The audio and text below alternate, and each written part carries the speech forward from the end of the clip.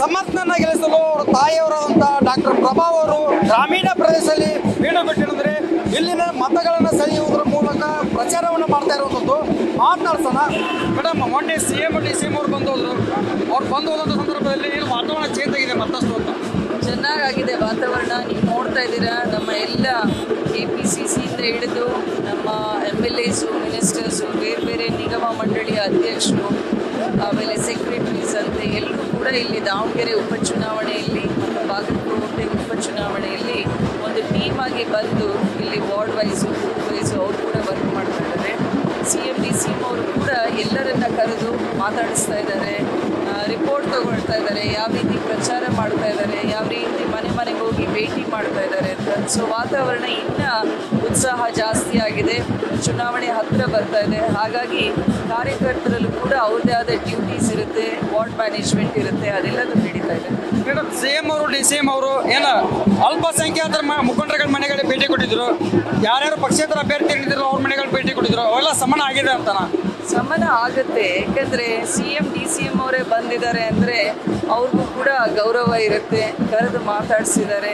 ಇಲ್ಲ, ಇದು ಉಪಚುನಾವಣೆ, ಕರ್ನಾಟಕದಲ್ಲಿರೋದು ಕಾಂಗ್ರೆಸ್ ಸರ್ಕಾರ, ಸೊ ಆದ್ದರಿಂದ ಅಪ್ಪಾಜಿಯವ್ರ ಮೇಲಿರುವಂತಹ ಗೌರವ ಹಾಗೂ ಶಾಮನೂರು ಕುಟುಂಬದ ಕೆಲಸಗಳು, ಸಾಮಾಜಿಕ ಸೇವೆ ಇರ್ಬೋದು, ವಿದ್ಯಾಸಂಸ್ಥೆ ಇರ್ಬೋದು, ಇದೆಲ್ಲದರ ಜೊತೆಗೆ ಇದು ಕಾಂಗ್ರೆಸ್ನ ಭದ್ರಕೋಟೆ ಅಂತ ನಮ್ಮ ಸೌತ್ನ ವೋಟರ್ಸು ಯಾವಾಗಲೂ ಕೂಡ ಅದು ಮನವರಿಕೆ ಇದೆ. ಆದ್ದರಿಂದ ಇವೆಲ್ಲವೂ ಕೂಡ ಆ ವೋಟ್ ಬ್ಯಾಂಕು ಆಮೇಲೆ ಲೀಡ್ ಎಷ್ಟು ಬರುತ್ತೆ ಅನ್ನೋದಕ್ಕೆ ಆ್ಯಡಪ್ ಆಗುತ್ತೆ. ಸರ್, ಈಗ ಮೇಡಮ್ BJP ಅವರೀಗ ಅಲ್ಪಸಂಖ್ಯಾತರು ಮತ್ತು ಅಹಿಂದ ಮತಗಳನ್ನು ಸೆಳೆಯುವಂಥ ತಂತ್ರವನ್ನು ಮಾಡ್ತಾ ಇದ್ದಾರೆ ಮೇಡಮ್. ಅಲ್ಲ, ಮಾಡ್ತಾರೆ. ಮತ್ತು ಈ ಎರಡೂ ಪಕ್ಷದವರು ಗೆಲ್ಲಬೇಕು ನಾವು ಅಂತ. ಸೊ ಎರಡೂ ಪಕ್ಷಕ್ಕೆ ಗೊತ್ತಿದೆ ಎಲ್ಲೆಲ್ಲಿ ವೋಟ್ ಪ್ಯಾಟರ್ನ್ ಯಾವ ರೀತಿ, ನಮ್ಮ ಜನದ್ದು, ಆಮೇಲೆ ರಿಲಿಜನ್ ವೈಸು, ಸಬ್ ಕಾಸ್ಟ್ ವೈಸು ಎಲ್ಲ ಪ್ಯಾಟರ್ನ್ ಗೊತ್ತಿರುತ್ತೆ. ಸೊ ಎಲ್ಲರೂ ಕೂಡ ನಮಗೆ ಎಲ್ಲಿಂದ ತಗೋಬೋದು, ಎಲ್ಲಿಂದ ನಮ್ಮ ಕೈಯಿಂದ ಬಿಚ್ಚೋಗುತ್ತೆ ಅಂತ ಎರಡೂ ಪಕ್ಷದವ್ರಿಗೂ ಗೊತ್ತಿರುತ್ತೆ. ಸೊ ಆ ರೀತಿ ನಾವು ಅವರು ಇಬ್ಬರು ಕೂಡ ವರ್ಕ್ ಮಾಡ್ತಾ ಇದ್ದೀವಿ. ಈ ಒಂದು ಸರ್ಕಾರದಿಂದ ಜನರು ಬೇಸತ್ತು ಹೋಗ್ಬಿಟ್ಟಿದ್ದಾರೆ. ಎರಡೂ ಕ್ಷೇತ್ರ ಬಾಗಲಕೋಟೆ ಮತ್ತು ದಾವಣಗೆರೆಯಲ್ಲಿ ನಾವೇ ಗೆಲ್ತೀವಿ ಅಂತ BS ಯಡಿಯೂರಪ್ಪನವರು ಹೇಳಿರುವಂಥದ್ದು ಮೇಡಮ್. ಅಲ್ಲ, ಅವ್ರು ಹೇಳಲೇಬೇಕಾಗತ್ತೆ, ಹೌದ್ರಾ? ಮಾಜಿ ಮುಖ್ಯಮಂತ್ರಿಗಳಾಗಿ ಅವ್ರು ಹೇಳಲೇಬೇಕಾಗತ್ತೆ.